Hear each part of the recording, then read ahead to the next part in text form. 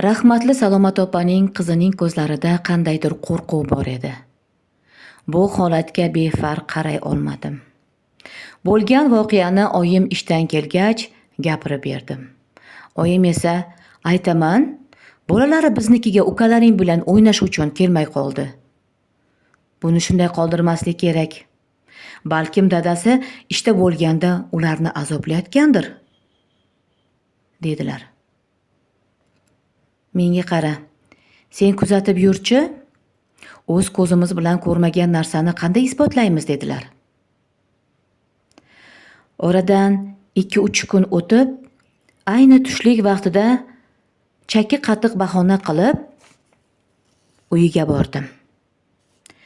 Kiraverishdagi ikkita eshigi ham yopiq edi. Sekingina chaqirganday bo'lib, ichkari eshigini ochdim. Ochdim-u, ichkaridagi jarayonni ko'rib, ko'zlarim kosasidan chiqib ketguday bo'ldi.